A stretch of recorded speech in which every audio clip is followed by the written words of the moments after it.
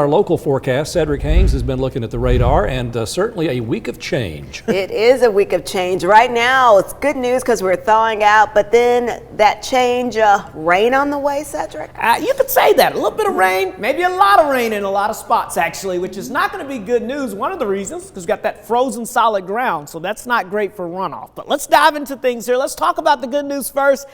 48 degrees in Chattanooga. Can you believe it? It's been so long, it seems like, that we've been in the deep freeze. And today, finally, we broke that streak. We got into the upper 40s to near 50 degrees in many spots.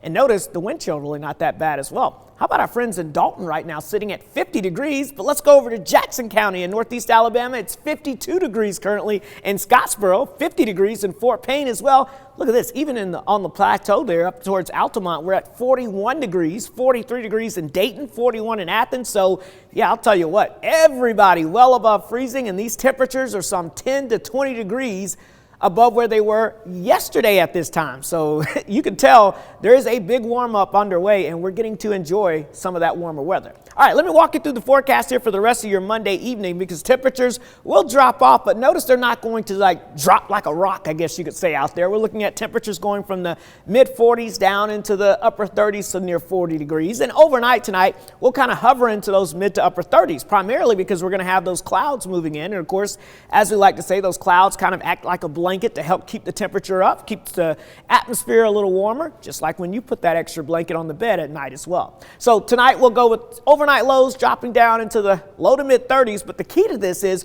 notice most folks are at or above freezing. So hey, the first night in quite some time that we've had these somewhat mild temperatures. So that's the good news with this forecast. The bad news with this forecast, well, the next big thing, which is that potential of some heavy rainfall and a concern for some flooding issues as we get towards the second half of the week. So let's dive into that a little closer here for you. Start you off with the weather map. Again, we've got some of these high clouds kind of building in and filtering in across the area. So we're calling it filtered sunshine out there for you this afternoon. But our next weather maker sitting right along the Mississippi River, and you can see all the rain that's showing up out to the west. These little green boxes, those are flood watches here, and this is just wave number one of what will likely be several waves of rain moving our way as we go throughout this week. You can see the overall storm track showing us yet another wave here sitting off into the north and west. We've got another wave here over Southern California, so it's just going to be an active wet pattern shaping up for us this week. Let me show you how that plays out on Futurecast. Again, as we go throughout tonight, we're okay. Clouds filter in. Could even have a couple of spotty showers as early as daybreak tomorrow,